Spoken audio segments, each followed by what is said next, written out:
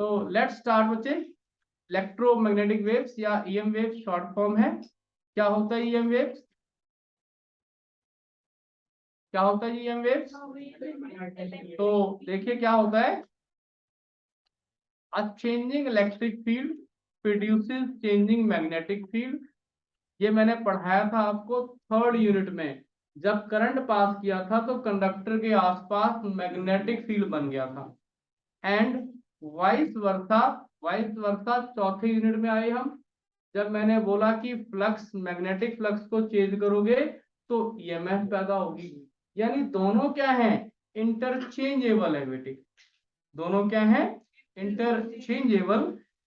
This gives rise to a transverse wave known as electromagnetic wave. एकदम basic definition है कि भाई electric के बदलने से मैग्नेटिक पैदा होता है और मैग्नेटिक के बदलने से इलेक्ट्रिक। इस बिहेवियर की वजह से क्या होता है, एक वेव पैदा होती है जो ट्रांसवर्स है, और क्या कहते हैं उसको, इलेक्ट्रोमैग्नेटिक वेव। बेसिक अंडरस्टैंडिंग है। इसका डेफिनेशन आप आगे लिख सकते हैं, इसको ऐसे भी लिख सकते हैं, a wave in which electric field is perpendicular to magnetic field and both are perpendicular to direction of propagation. Simple definition है, E is perpendicular to B and both are perpendicular to direction of propagation। ठीक है जी। और आपको ये diagram है बच्चे draw करने की कोशिश करनी है। देखिएगा ध्यान से इसमें कि इलेक्ट्रिक फील्ड एक्स एक्सिस ऊपर बनाया है। देखो जी, यहाँ पर y भी हो सकता था, यहाँ z भी हो सकता था, लेकिन जैसा डायग्राम में बनाया है ऊपर x है और यहाँ पर y है, प्रोपगेशन z है। जो मैं बुकलेट दूंगा वहां पर इसको मैं x मानूंगा, इसको y मानूंगा और इसको z मानूंगा। तो थोड़ा सा उससे क्या होगा, इक्वेशन का लिखने का तरीका बदल जाएगा।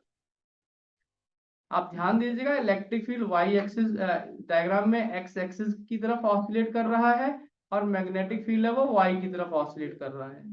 दोनों क्या है, परपेंडिकुलर है। तो देखकर डायग्राम थोड़ा सा सही बनाने की कोशिश करें। इनमें और इनमें गैप काफी काफी रखें तब डायग्राम बनेगा। बड़ा बड़ा ही बनाए, एक ही वे बनाए, चाहे दूर तो दिखाना आसान रहेगा। कई वे बना देंगे फिर बनते नहीं है, स्पेस नहीं मिलता है इतना। ठीक है,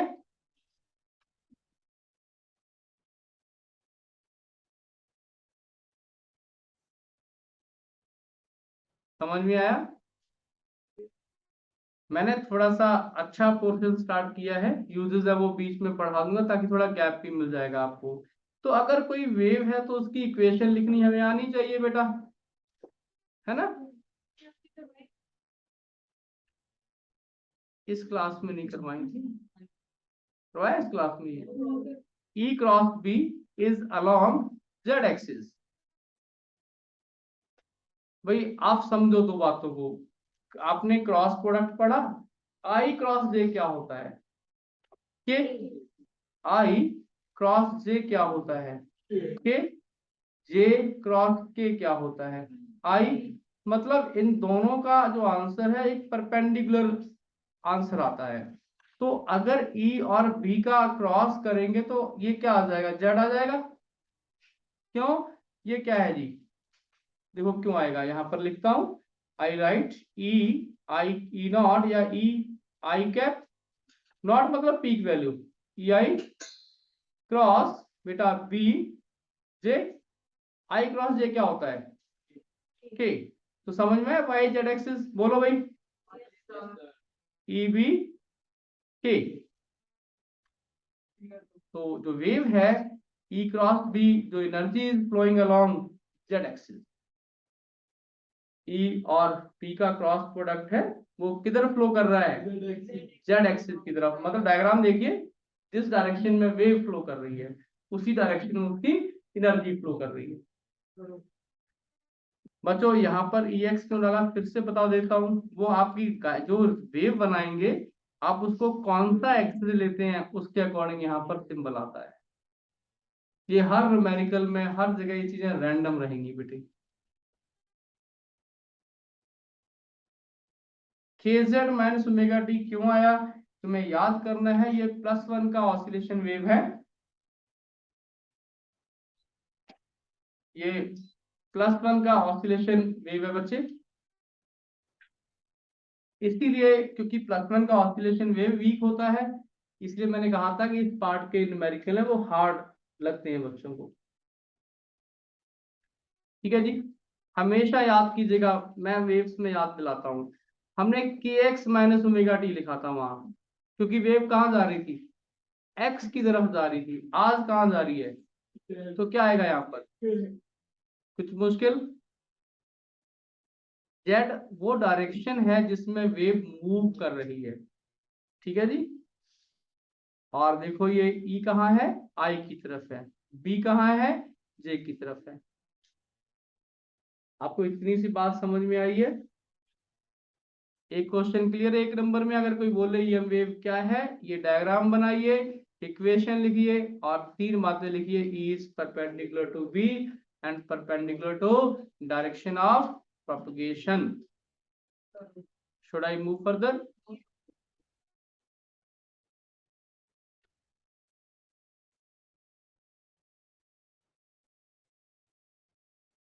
बेटा एकदम ढंग से करेंगे, आप कोई भी न्यूमेरिकल लगा पाओगे, ठीक है ना।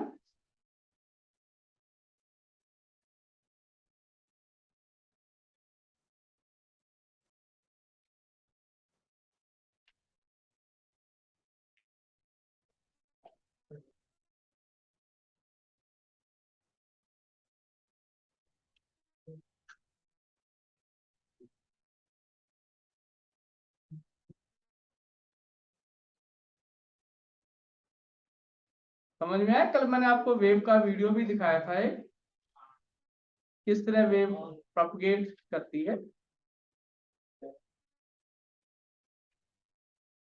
बढ़ो आगे बेटा।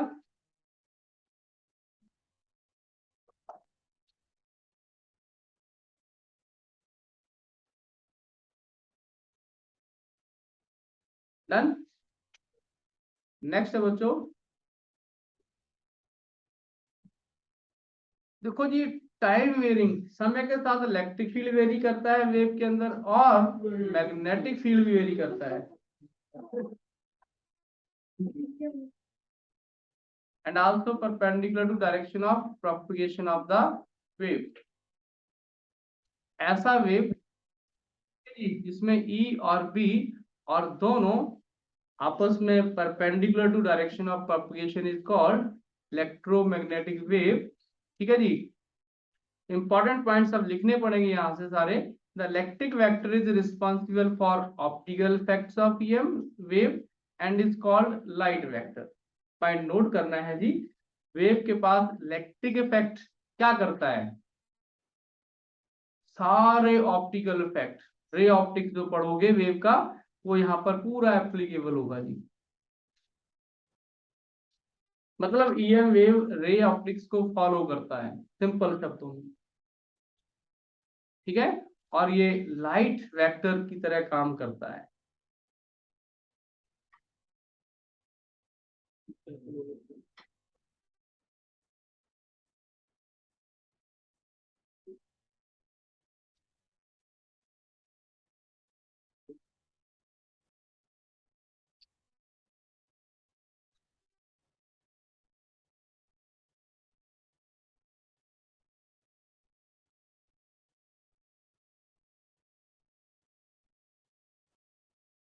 चले आगे, नेक्स्ट है बच्चों,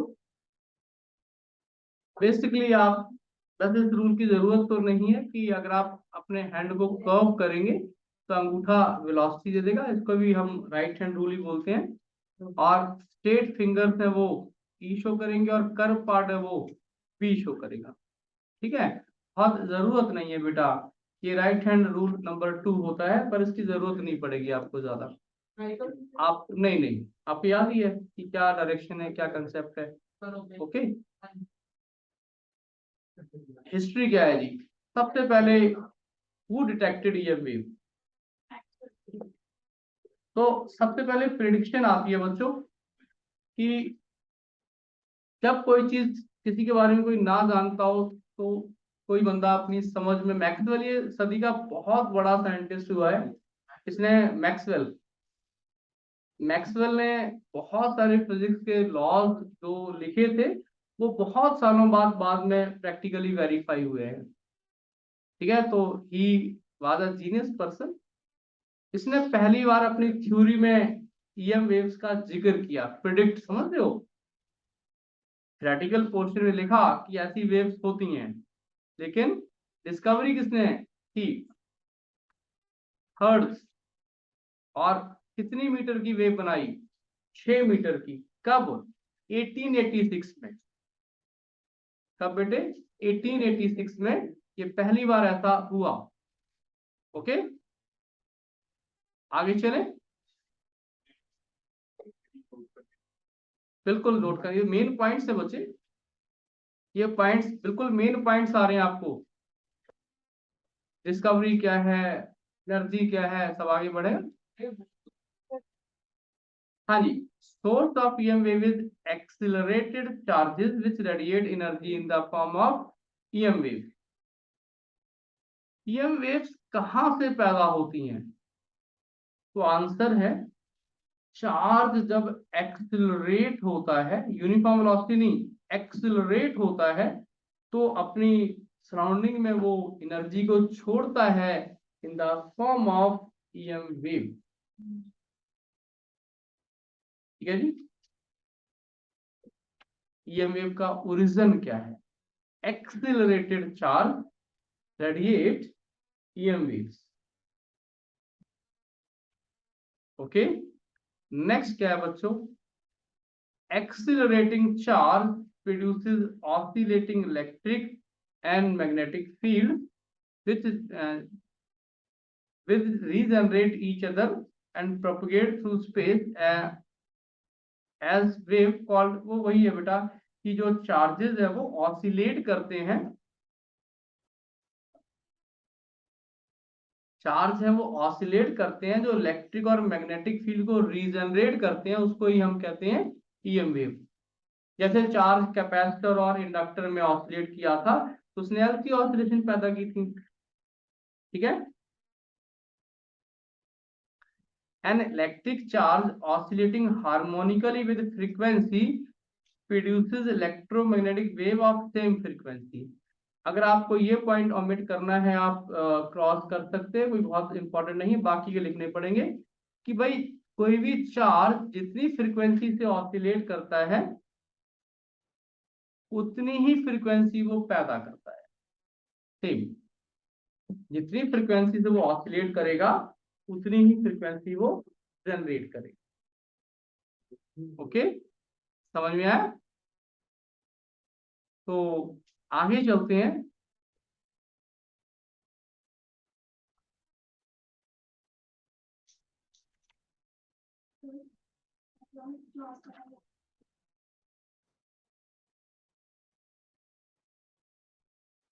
ठीक है जी, 11:30 है ना, तो मैं छोड़ दूं, बहुत टाइम पड़ा अभी तो। चलो 5 मिनट और दे दो, ठीक है। अरे भाई फास्ट लिखो, ऐसे तो आप बहुत टाइम ले लोगे। अपनी स्पीड दिखाइए यार, स्पीड एक्यूरेसी दोनों चीजें जरूरी है। 1 2 3 4 पॉइंट तो लिखने दे। ये न्यू है बेटा, न्यू सिंबल है फ्रीक्वेंसी का, न्यू लिख लो, एफ लिख लो यार, एल लिख लो, न्यू लिख लो, एफ लिख लो और एल लिख लो। ठीक है,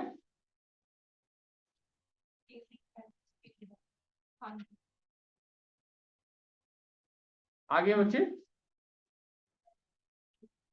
हाँ जी, लिखा।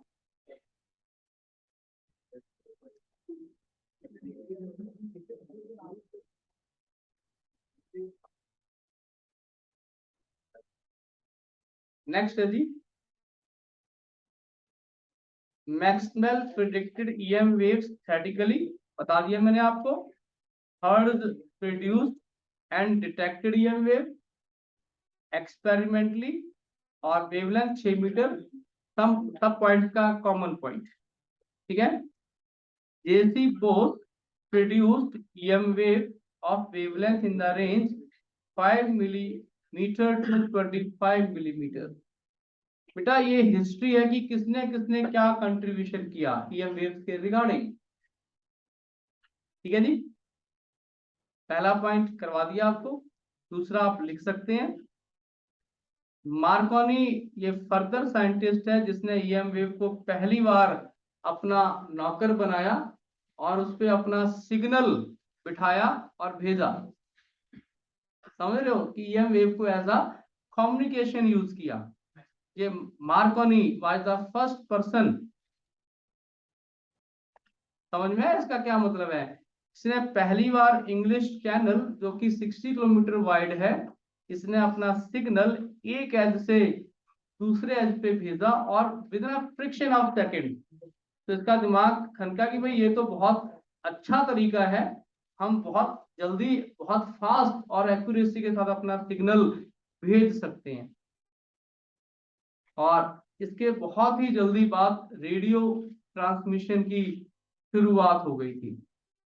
आवाज को हम भेज रहे थे ऑन द, देखो आवाज खुद तो तेज चलती नहीं है, 330 मीटर पर सेकंड जाती है, तो हम आवाज को बिठा देते हैं EM वेव पे, है ना। और EM वेव जाती है लाइट की स्पीड से, तो बस दगड़ दगड़ दगड़ तुरंत पहुंच जाती है। समझ में आया जी क्या क्या इसका बेनिफिट हुआ हमें? समझ में आया मार्कोनी क्या रिमार्केबल जॉब की? Started the communication, era of communication. 1905 में देखिए कि रेडियो इंडिया में भी स्टार्ट हो गया था, और आज 115 सालों बाद 20 सालों बाद हम कहां पर पहुंच गए हैं EM वेव कम्युनिकेशन के अंदर। मतलब आप मोबाइल में यूज कर रहे हैं, मैं वायरलेस यूज कर रहा हूँ, ठीक है जी। और इंटरनेट भी इसकी बड़ी एग्जांपल है। नेक्स्ट बच्चों,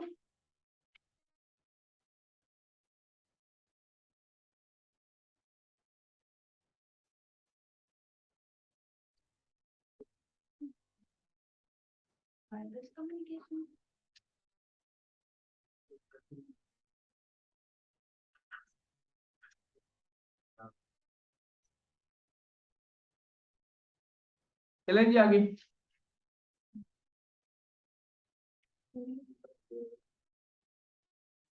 प्रॉपर्टीज क्या है ये वेव्स की? आसान सा टॉपिक कि प्रॉपर्टीज क्या है, बहुत बार एग्जाम में होगा टॉपिक। सबसे पहले क्या होगा? सबसे पहले क्या है जी बेटा? स्पीड। सबसे पहला पॉइंट है speed. In free space it speed is क्या जी? 1/μ0 into ε0 equals to E0 by V0 किसके बराबर? 3 × 10⁸ मीटर पर सेकेंड।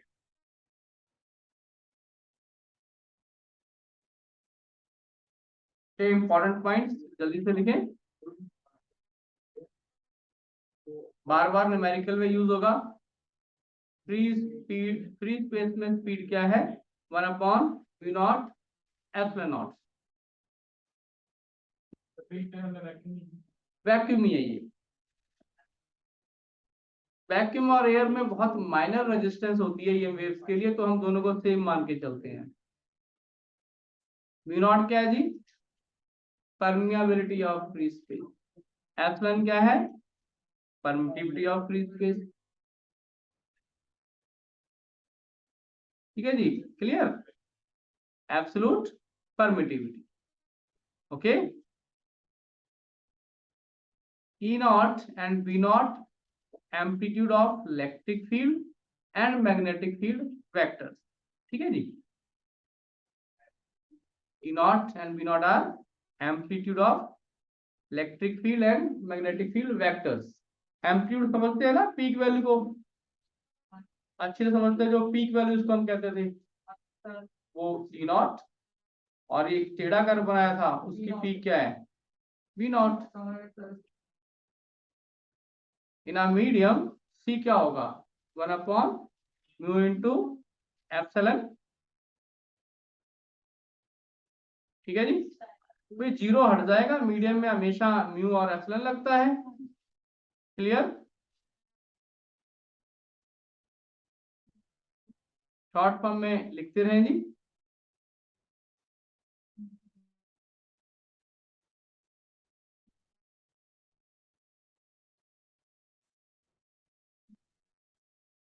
चले आगे जी। सिंपल है जी, ये मीडियम में जीरो हट जाता है। Mu permeability of medium, epsilon permittivity of medium. Okay, next is energy. बस ये लास्ट पॉइंट लिखवाता हूँ एनर्जी के। 2 मिनट बेटे और दे दीजिए। आप टाइम बहुत लगा रहे हैं। सी क्या होता है? 1/म्यू इंटू एप्सिलॉन।